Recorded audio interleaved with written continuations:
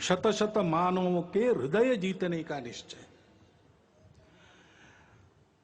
जो हाथ उठाए उसका हाथ न रहे, इतना सामर्थ्य होना चाहिए। लेकिन सामर्थ्य का उपयोग क्या करना चाहिए? दुर्बलों की रक्षा।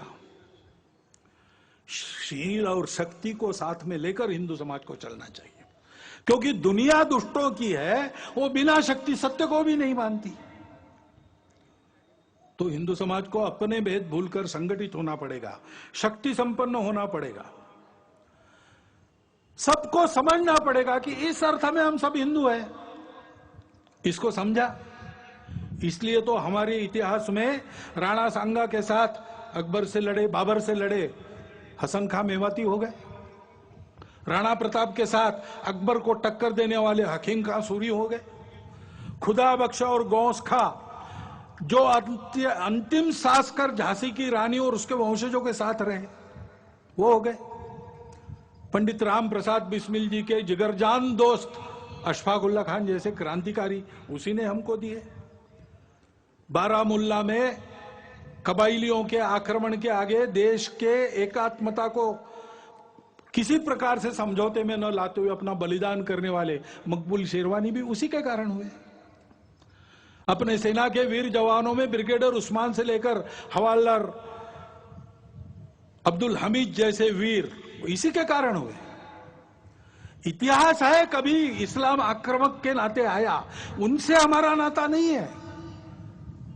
आज हमको मुसलमान रहना भी है, हम रह सकते हैं, अपना देश उदार है। हमारे आदर्श ऐसे मुसलमान होंगे जो देश के प्रति न्यौछावर हो गए। हमारा जीवन वैसा बनना चाहिए। हिंदू समाज अपने आप को संगठित शक्ति संपन्न बनाकर इस अपनत्व की भाषा से लोगों को समझाता है, तो अपने देश में लोग समझ जाएंगे कि आतंक, कट्टरता, द्वेष और स्वार्थ के समय में दुनिया में कोई नहीं है जो इससे तारेगा। केवल वह हिंदू समाज है वो जो सबको स्वीकार करता है, और वो शक्ति संपन्न है, वो इस दायित्व का निर्वाह कर सकता है। यह भारतीय संस्कृति सबको दे सकता है, उसमें वह बल खड़ा हो गया है। इस बल को खड़ा करना अपना काम है। इतिहास की घटनाओं को विद्वेष के लिए नहीं स्मरण करना है, उससे सबक लेकर यह न बढ़े विद्वेष, इसके लिए सुनना है। जन्मेजय ने व्यास जी को सर्प यज्ञ उसका जब खंडित हुआ तब यही कहा कि हमने सुना कि हमारे जो पूर्वज थे कौरव और पांडव, उनमें बड़ा भयंकर संहारकारी युद्ध हुआ, ये कैसे हुआ? ये आपस में शत्रुता क्यों बढ़ी? दोनों तो भाई भाई थे और दोनों तरफ अच्छे अच्छे लोग थे, कर्तृत्व संपन्न लोग थे। कौन सी ऐसी खटास थी जो दूर नहीं हो सकी? क्या किसी ने उस बैर को शमन करने का प्रयास नहीं किया? ये महाभारत क्यों हुआ, बताइए। तब व्यास जी ने महाभारत की कहानी बताई, कलह बनाने के लिए नहीं, कलह मिटाने के लिए बताई। भारत के साथ संपूर्ण मानवता की परस्पर आत्मीयता सदा के लिए अभिन्न रूप से जुड़ी है। उस भारत को, उस परंपरा को, संस्कृति को, समाज को सर्वांग सुंदर रूप से सबल होकर खड़ा होना पड़ेगा।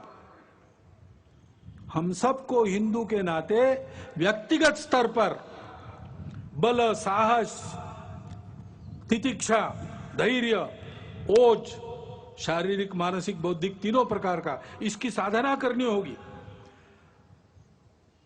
समाज के नाते सारी बातों का उपाय करने के लिए सामूहिक कार्य करने का अभ्यास करना होगा। सामूहिकता से चलने की स्वभाव में आदत डालनी पड़ेगी। यह बल किसी की विरोध और प्रतिक्रिया में नहीं है। हमारी फूट के चलते हमको तोड़कर अपने स्वार्थ के उल्लू सीधा करने के लिए सब लोग ताक पर है। इसको समझते हुए, और ये हमारा स्वभाव होना चाहिए हिंदू के नाते, संगठित रहना, बल संपन्न रहना, संपूर्ण मानवता के लिए अपने बल का उपयोग करना। ये कर्तव्य निर्वाह करने के लिए ऐसे हिंदू समाज को खड़ा होना पड़ेगा, क्योंकि जागरूक, संगठित, बल संपन्न और सक्रिय हिंदू समाज ही सब समस्याओं का समाधान है। यही काम तो हम करते हैं। भारत के ओर से, भारत